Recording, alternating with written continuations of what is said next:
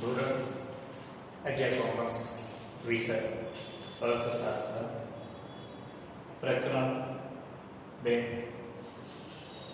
મૂળભૂત ખ્યાલો અને સંકલ્પનાઓ. અગાઉના પ્રકરણની અંદર અગાઉના વિડીયોની અંદર આપણે ઘણા મૂળભૂત ખ્યાલો, વસ્તુ, સેવાઓ, સંપત્તિ, કલ્યાણ, સંપત્તિ અને કલ્યાણ વચ્ચેનો સંબંધ એના વિશે જોઈ ગયા આપણે.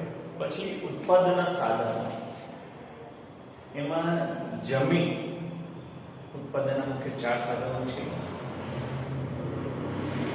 ભૂમિ,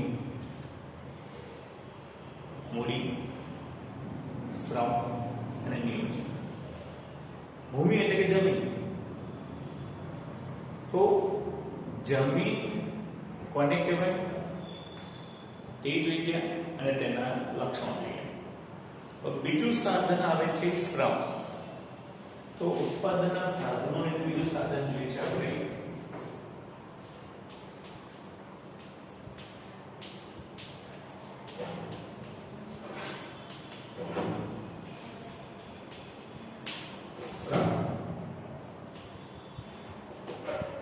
શ્રમ એટલે શું? તો શ્રમની અર્થશાસ્ત્રમાં એવું કહેવામાં આવે છે કે જ્યારે કોઈ અન્ય વ્યક્તિની દેખરેખ હેઠળ વળતરની અપેક્ષાએ કાર્ય કરવામાં આવે, એ શારીરિક કાર્ય હોય કે માનસિક કાર્ય હોય, તેને શ્રમ તરીકે ઓળખવામાં આવે છે. ફરીથી આ શું? કોઈ અન્ય વ્યક્તિની દેખરેખ હેઠળ વળતરની અપેક્ષાએ થતું શારીરિક કે માનસિક કાર્ય એટલે શ્રમ. માણસો કામ તો કરી છે આપણે, પણ શ્રમ ત્યારે કહેવાય કે બીજી કોઈ વ્યક્તિ આપણને કહે તે પ્રકારનું કાર્ય કરવાનું છે, કે બીજી વ્યક્તિની દેખરેખ હેઠળ. અને એ પણ કેવું? વળતરની અપેક્ષાએ. નાણાં મેળવવાની આશા હોવી જોઈએ, વગર વળતરની. તો અહીં ખાસ યાદ રાખવાનું છે કે વળતર મેળવવાની અપેક્ષાએ જે કાર્ય થાય તેને જ શ્રમ તરીકે આપણે ઓળખી શકીએ છીએ. અહીં ઉત્પાદનના સાધનોને પશ્ચિમના અર્થશાસ્ત્રીઓ 2 ભાગમાં વહેંચે છે. એક કે કુદરતી સાધન, બરોબર, અને મનુષ્ય, શ્રમ, નિયોજન. એ બંને જીવંત સાધન છે. જ્યારે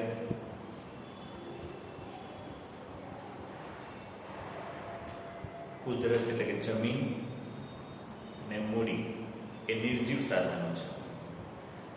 તો અહીં આપણે શ્રમના લક્ષણો જોઈએ.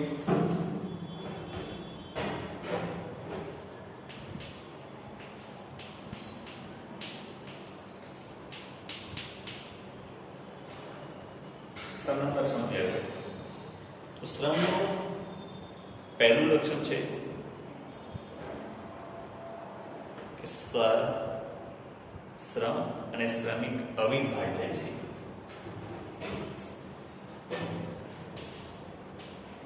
શ્રમ અને શ્રમિક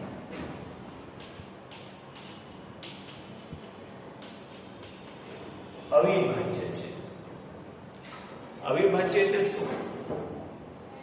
જે વ્યક્તિ શ્રમ કરે છે તેને આપણે શ્રમિક તરીકે ઓળખીએ છીએ. જે વ્યક્તિ શ્રમ કરે છે એને શ્રમિક કહેવાય છે. તો અહીં શ્રમ અને શ્રમિક એ અવિભાજ્ય છે. એટલે શ્રમ અને શ્રમિકને જુદા પાડી શકાતા નથી. વ્યક્તિ શ્રમ કરતો હોય છે તો વ્યક્તિ જ્યાં હોય ત્યાં જ તેનો શ્રમ હોય. વ્યક્તિ એક જગ્યાએ હોય અને શ્રમ બીજી જગ્યાએ થતો હોય એવું બની શકે નહીં. એટલે કે શ્રમ અને શ્રમિક બેના અલગ અલગ ભાગ પાડી શકાય નહીં. એમાં ખાસ કરીને શારીરિક શ્રમ હોય, શારીરિક શ્રમ તે જગ્યાએ તો ખાસ જ્યાં શ્રમિક હોય ત્યાં તેનો શ્રમ હોય. વ્યક્તિ એક જગ્યાએ હોય અને બીજી જગ્યાએ તેનું કાર્ય થતું હોય તે તેના દ્વારા કાર્ય થતું હોય એવું બની શકે નહીં. હા, અત્યારે નવા નવા કોન્સેપ્ટો આવતા જાય છે કે એક વ્યક્તિ દ્વારા જે માનસિક શ્રમ હોય એ અનેક જગ્યાએ થઈ શકે છે. જે આપણે અત્યારે જ ઓનલાઈન શિક્ષણની વાત કરીએ છીએ તો હું અહીંયા છું તો મારું માનસિક કાર્ય હું અહીંયા બરોબર જે ભણાવવાની કાર્ય હોય હું પોતે ભણતો ઘણા બધા લોકો એનો લાભ મેળવી શકે છે. પણ હું ભણાવતો જ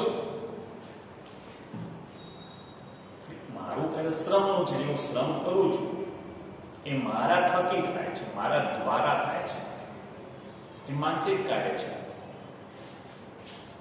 આ ઓનલાઈન દ્વારા એક કરતાં વધારે વ્યક્તિને આપણે શિક્ષણ આપી શકીએ છીએ કે મારો કરેલો અત્યારનો શ્રમ એ માનસિક શ્રમ છે તેને આપણે જાળવી રાખીએ, સાચવી રાખીએ અને એ જ શ્રમ જે માનસિક શ્રમ જે છે એ જ્ઞાનનો બીજા સમયે ઉપયોગ કરી શકાય છે. તો એવી જગ્યાએ જે વાત છે તો તે વખતે માનસિક શ્રમ જે છે એક વખત કરેલું કાર્ય જે છે એને સાચવીને બીજા વખતે તેનો ઉપયોગ કરી શકાય છે. પરંતુ શ્રમ અને શ્રમિક એને બેને જુદા પાડી શકાતું નથી. બીજું લક્ષણ છે શ્રમ નાશવંત છે. શ્રમ નાશવંત છે એટલે કે વ્યક્તિ જે સમયે શ્રમ ના કરે તો એ ન કરેલો શ્રમ બીજા સમયે બેવડી શ્રમ કરી શકાતો નથી. એ માનસિક શ્રમ હોય કે શારીરિક શ્રમ હોય. જો અત્યારે શ્રમ ન કરવામાં આવે તો એ વખતને શ્રમની કાર્યશક્તિ એ સમયની શક્તિ નાશ પામે છે. ફરી બીજી વખત દાખલા તરીકે આ વખત તો અડધો કલાકનો મારું લેક્ચર હોય તો અત્યારે ના ચલાવું, હું શ્રમ ના કરું અને જ્યારે બીજી વખત લેક્ચર આવે તો આ અડધો કલાક અને પછીનો અડધો કલાક એ 1 કલાકનું કાર્ય હું અડધો કલાકમાં કરી શકતો નથી. કે એક વખત જે શ્રમ ના કર્યો એ શ્રમ નાશ પામે છે. એને સાચવી રાખતો શકતો નથી. એ વસ્તુ શારીરિક શ્રમમાં છે કે દાખલા તરીકે આપણને એક વ્યક્તિને અડધો કલાકમાં દાખલા 1 ચોરસ મીટર ખાડો ખોદવાનું કીધું હોય, વ્યક્તિને 1 ચોરસ મીટર 5 ફૂટ ખાડો ખોદતા 1 કલાક લાગતો હોય તો એ જો આજે શ્રમ ના કરે તો પછીના દિવસે 1 કલાકમાં એ 2 ખાડા ખોદી શકે નહીં. તો તેવા સમયે અહીં આગળ એક વખત સમય અનુસાર જ્યારે સમય પ્રમાણે શ્રમ નથી કરવામાં આવતો તો તે વખતનો શ્રમ નાશ પામે છે અને તે સમયનો શ્રમ બીજી વખત એક સાથે બે વખત કરી શકાતો હોતો નથી. એટલા માટે શ્રમ એ નાશવંત સાધન છે. એટલે જ્યારે સમય પ્રમાણે કાર્ય થવાનું હોય, કરવાનું હોય તે પ્રમાણે કરવું જોઈએ. ત્યારબાદ ત્રીજું લક્ષણ છે મર્યાદિત ગતિશીલતા. ગતિશીલતા મર્યાદિત.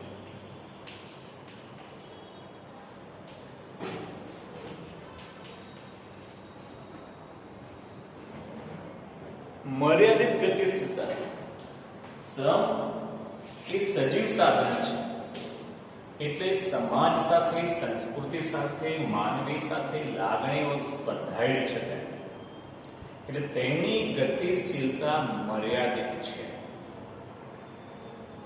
એક જગ્યાએથી બીજી જગ્યાએ શ્રમિકને લઈ જવાય છે ખરો, જઈ શકે છે ખરો, પરંતુ તે માનવીય પ્રાણી છે, સામાજિક પ્રાણી છે. તેને તેનામાં લાગણી રહેલી છે. તેને સમાજ સાથે, માનવી સાથે, પોતાના કુટુંબ સાથે તેની ભાવના જોડાયેલી છે. એટલા માટે તેની ગતિશીલતા મર્યાદિત છે. આપણે જોઈએ છીએ કે ઘણા લોકો અમેરિકા, ઇંગ્લેન્ડ, જર્મની તો બધે કામ કરવા જાય છે. લોકો ગામડામાંથી શહેરમાં કામ કરવા આવે છે. અહીં આગળ આ ગતિશીલતા, એક જગ્યાએથી બીજી જગ્યાએ જવું, એને સ્થળાંતર કહેવાય. પણ અહીં આગળ એક રાજ્યમાંથી બીજા રાજ્યમાં જવું, એક દેશમાંથી બીજા દેશમાં જવું, આ શ્રમિકની ગતિશીલતા જોઈએ એટલી ગતિશીલ નથી. તે મર્યાદિત છે. દરેક લોકો દરેક રાજ્યમાં શ્રમ કરવા માટે નથી જતા. બધા લોકો એક દેશમાંથી બીજા દેશમાં નથી જતા. અમુક લોકો જ જાય છે, કારણ કે તેનામાં સમાજ પ્રત્યે, કુટુંબ પ્રત્યે ભાવના રહેલી છે. માટે કહી શકીએ કે અહીં શ્રમની ગતિશીલતા ઘણી જ મર્યાદિત જોવા મળે છે. ત્યારબાદ કાર્યક્ષમતા અલગ અલગ જોવા મળે છે.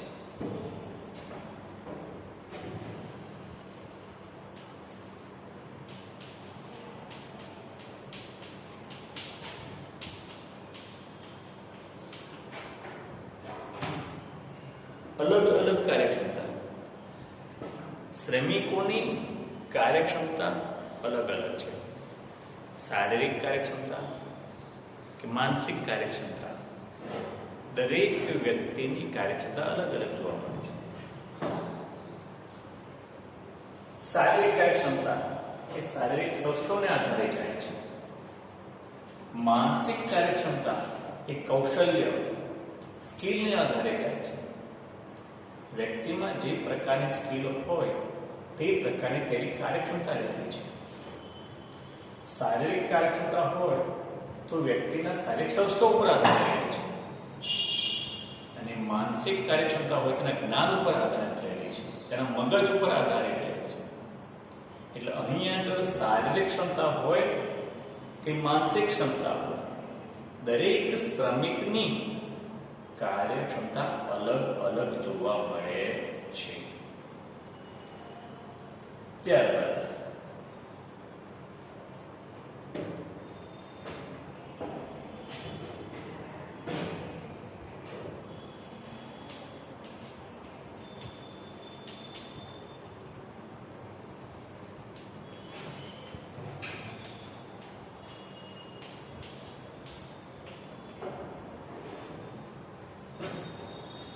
શ્રમિકનો પુરવઠો એ વસ્તી પર આધારિત છે. એટલે જો વસ્તી વધારે હોય તો શ્રમ પુરવઠો વધારે, વસ્તી ઓછી હોય તો શ્રમ પુરવઠો ઓછો હોય. એટલે શ્રમનો પુરવઠો વસ્તી વગર વધારી શકાતો નથી. હા, મહદ અંશે તેને વળતરના સ્વરૂપમાં વધારો કરવામાં આવે તો જે શ્રમિકો કાર્ય કરવા તૈયાર હોતા નથી તે શ્રમિકો તેમને વધારે વળતર મળે તો કાર્ય કરવા તૈયાર થાય છે. તો અહીં શ્રમિકનું વેતન વધારવાથી શ્રમના અમુક મર્યાદામાં પુરવઠો વધારી શકાય છે. દાખલા તરીકે એક વ્યક્તિને 8 કલાક કામ કરવાના 1000 રૂપિયા મળે, પછી એને કહીએ તું 10 કલાક કામ કર તો તને 1500 આપીશું, તું 16 કલાક કામ કર તો તને 3000 રૂપિયા આપીશું, તું 20 કલાક કામ કર તો તને 4000 રૂપિયા આપીશું. અહીં એ વધુમાં વધુ 8 કલાક કામ કરતો હોય તો એનાથી વધારે 10 કલાક કામ કરી શકે, પણ પછી એ સરળ 16 કલાક કામ કરી શકતો હોતો નથી. તો અહીં જ્યારે શ્રમનો પુરવઠો વધારવાની વાત આવે તો વેતન વધારવાથી શ્રમનો પુરવઠો અમુક મર્યાદામાં વધારી શકાય છે, પરંતુ કાયમી સ્વરૂપમાં શ્રમનો પુરવઠો વધારવો હોય તો એ વસ્તી પર આધાર રહેલો છે. અહીં શ્રમની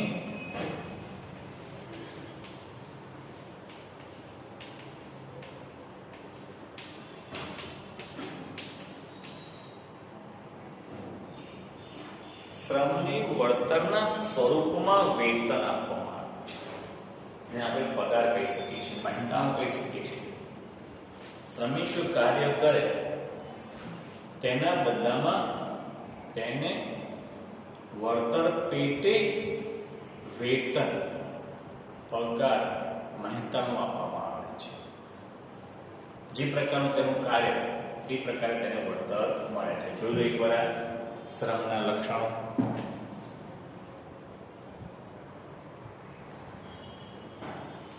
જોયું. હવે આપણે જોઈએ ઉત્પાદનનું બીજું સાધન છે મૂડી.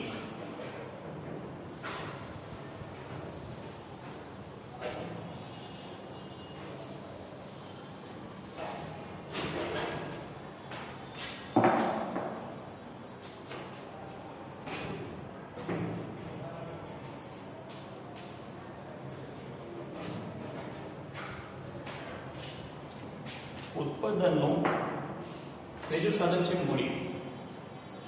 મૂડી એટલે શું? મૂડી એટલે એવી ભૌતિક બાબત જે ઉત્પાદન પ્રક્રિયામાં મદદરૂપ થતી હોય. ભૌતિક બાબત એટલે શું? કે માનવ સર્જિત હોય. એટલે ઉત્પાદન પ્રક્રિયામાં મદદરૂપ થતી ભૌતિક બાબત જેને આપણે મૂડી તરીકે ઓળખીએ છીએ.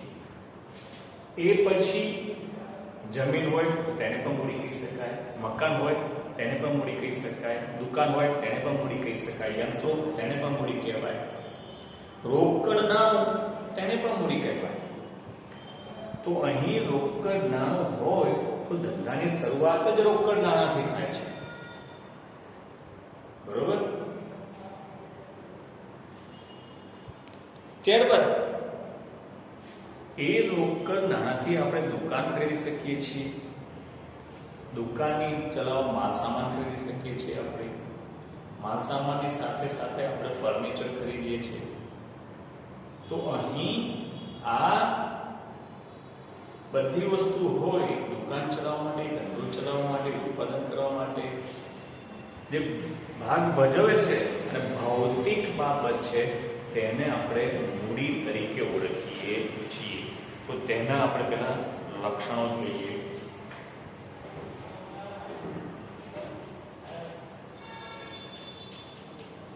પહેલું લક્ષણ છે માનવ સર્જિત.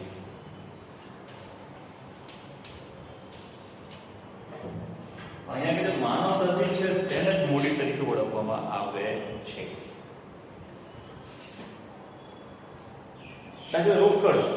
રોકડ કોણે બનાવી છે? માણસોએ બનાવી છે, એટલે તેને મૂડી કહીએ છીએ.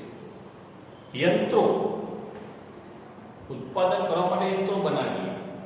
દાખલા તરીકે યંત્રો દ્વારા ઘણી બધી વસ્તુનો, ખુરશી છે,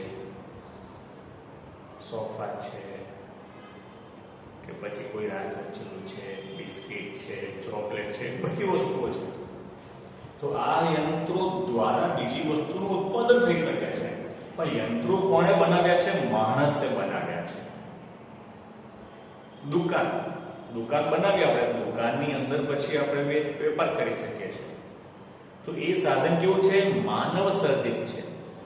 એટલે માણસે બનાવેલું છે માટે, અને એ ઉત્પાદન પ્રક્રિયામાં વેપાર કરવામાં ભાગ ભજવે છે માટે તેને આપણે ઉત્પાદન તરીકે ઓળખીએ છીએ. ત્યારબાદ ગતિશીલ.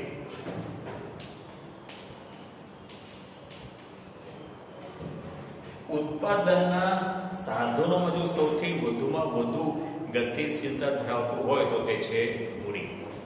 કારણ કે તે જીવંત સાધન નથી, નિર્જીવ સાધન છે, માટે તેને એક જગ્યાએથી બીજી જગ્યાએ સરળતાથી લઈ જઈ શકાય છે. યંત્રો હોય તો એક જગ્યાએથી બીજી જગ્યાએ લઈ જઈ શકાય છે. નાણું હોય તો નાણાં દ્વારા એક ગમે તે જગ્યાએ દુકાન લઈ જઈ શકીએ છીએ આપણે. એટલા માટે જો ઉત્પાદનના સાધનોમાં સૌથી વધારેમાં વધારે ગતિશીલતા ધરાવતું કોઈ સાધન હોય તો તે છે મૂડી. તેની ગતિશીલતા મર્યાદિત છે. ત્યારબાદ અછત.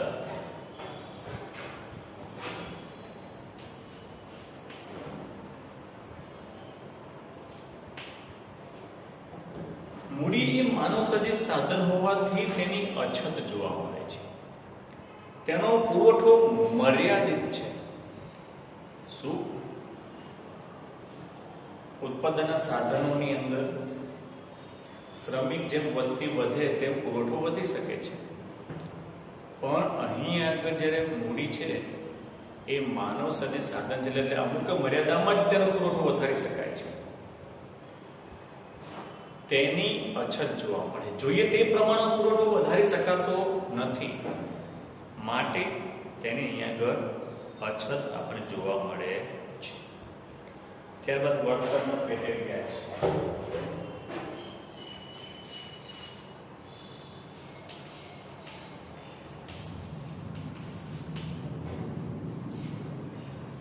અહીં ઉત્પાદનના આ સાધનને વળતર સ્વરૂપે જે મળે છે તેને વ્યાજ કહેવામાં આવે છે. શું? મૂડીને વળતર સ્વરૂપમાં જે મળે છે તેને વ્યાજ તરીકે ઓળખીએ છીએ. એકવાર જોઈ લો લક્ષણો.